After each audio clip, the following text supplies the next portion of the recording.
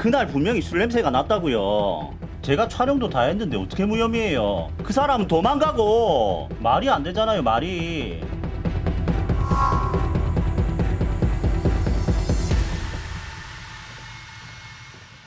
정현 씨, 이번 달에도 수고했어요. 과장님도 고생하셨습니다. 이번 달 영업 실적도 자네가 1등이야. 축하해. 응? 감사합니다.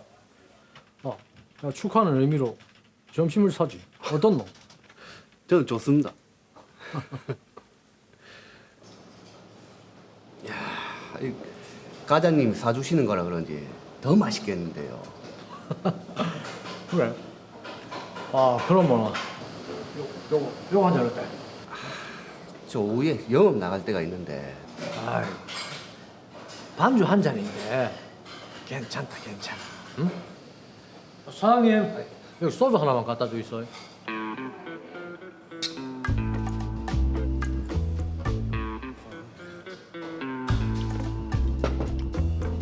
아이고 그래, 하나 하나. 야, 오늘따라 술이 나네요, 진짜. 과장님 한잔 하십시오. 예. 알겠습니다.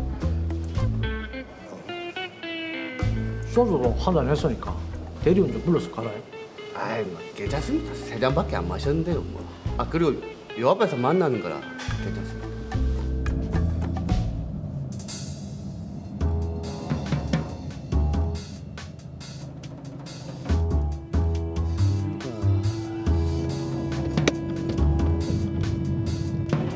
바빠 죽겠는데. 운전 중에. 아이고. 아유. 아무래도 술을 마시면 집중력이 떨어지죠. 네.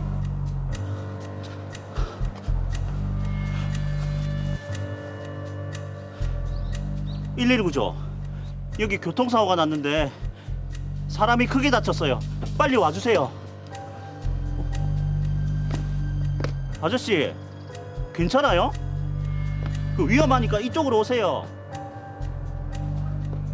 아저씨, 거기 위험하다니까요. 상태가 안 좋아 보이는데요. 어?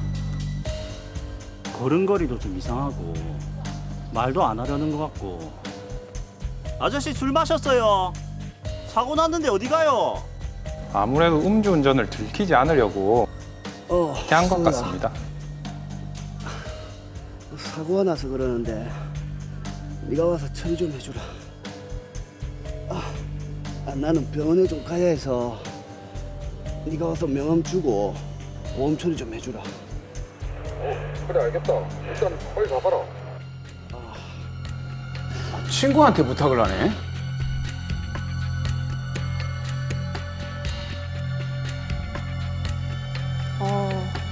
병원을 안 가시고 집으로 가신 건가요?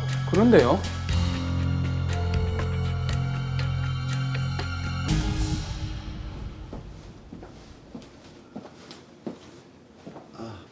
경찰입니다. 네. 교통사고 조사차 왔습니다. 예, 제가 아파서 동료한테 일단 처리를 부탁했습니다. 그런데 혹시 음주하셨습니까? 점심 때 딱 반주 한 잔 했습니다. 음주하셨네요. 음주 측정하셔야 됩니다. 더. 0.02%네요. 사고 나고 제가 집에 가서 술을 한 잔 더 했거든요. 집에서 술을 더 마셨다. 술 마시는 거 본 사람 있습니까? 예, 여동생이 술을 챙겨줬습니다. 그럼 나중에 동생분도 같이 출석하셔야 됩니다. 그리고 뺑소니를 하셨네. 뺑소니 아니에요. 제가 가슴이 너무 아파서 일단 동료한테 처리를 부탁했거든요. 그건 법정에 가보면 아실 거고. 보험 처리는 하셨죠?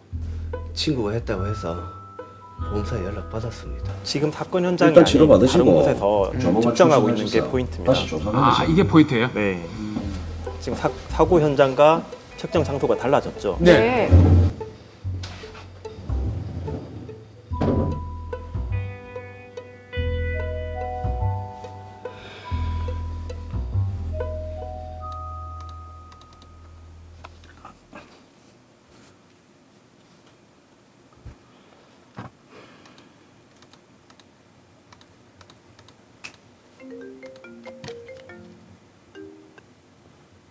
여보세요?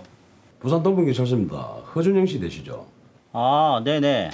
교통사고건 음주운전은 증거 불충분으로 혐의 없음 처분되고요. 무혐의라고요? 그날 분명히 술 냄새가 났다고요. 제가 촬영도 다 했는데 어떻게 무혐의예요? 예? 말이 안 되잖아요, 말이. 그게 음주 측정이 곧바로 안 되고 나중에 되는 바람에 그런 겁니다. 아니, 그럼 뺑소니는요? 다른 분은 허리를 다쳐서 꼼짝도 못 하는데 제가 신고했다고요. 그 사람은 도망가고. 네네, 그건 처리될 건데 가해자분이 합의를 원하셔서 잘 상의해 보시기 바랍니다.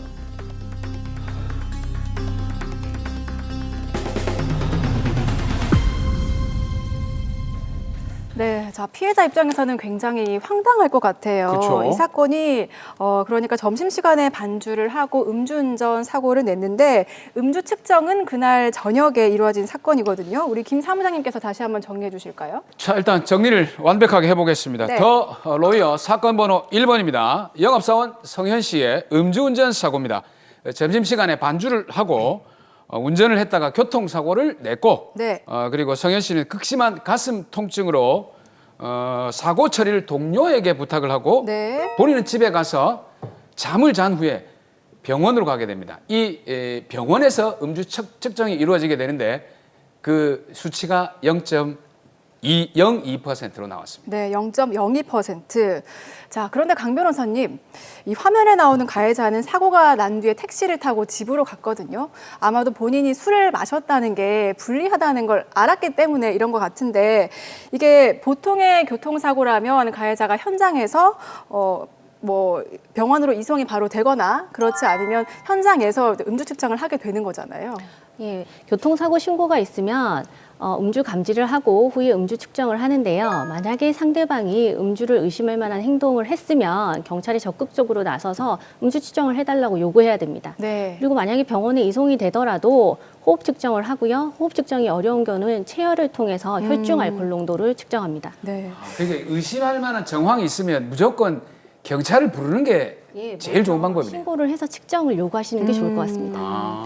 그런데 아무래도 시간이 지나고 음주 측정을 하게 되면 정확한 수치가 나오지 어렵지 않을까요? 음주운전 사고 뒤에 시간이 흘러 운전자가 술이 깨거나 네. 한계 수치 이하인 경우에 음주운전 당시의 혈중 알코올 농도를 계산하는 방법이 위드마크 공식인데요. 네, 1996년 6월부터 경찰에서 도입돼서 음주 뺑소니 운전자를 처벌하기 위한 기준입니다.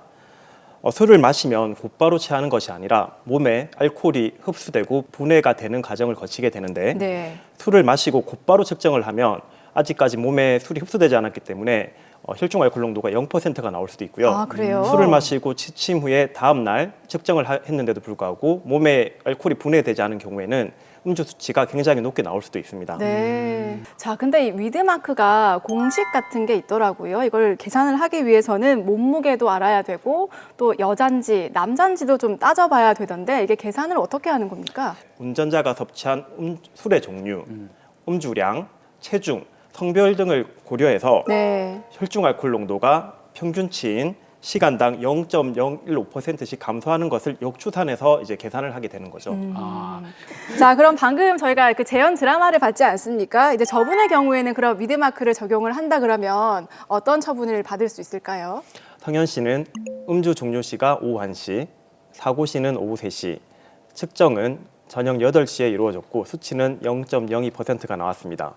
사고 시와 측정 시 사이에 5시간의 시간 간격이 있기 때문에 위드마크 공식을 적용해야 하는데 이 경우에는 측정 시 전에 집에서 술을 더 마신 것이 포함이 됐죠. 그러니까 아까 그 집에 아프다고 들어가서 소주를 또 마신 것 같더라고요. 왜 드신 건가요? 그러니까 그럼 이게 공식에 적용이 그렇죠. 일반적인 경우에는 운전 종료 시와 단속 시가 동일하기 때문에 바로 측정이 가능한데 그쵸. 이 경우는 5시간의 시간 간격도 있을 뿐만 아니라 그 중간에 술을 더 마셨다는 가산 요소가 더 생긴 거죠. 저녁 8시에 측정됐던 0.02%에다가 혈중 알코올 분해량 0.037%를 포함한 0.057%가 위드마크 공식에 나온 결과이긴 하나 네.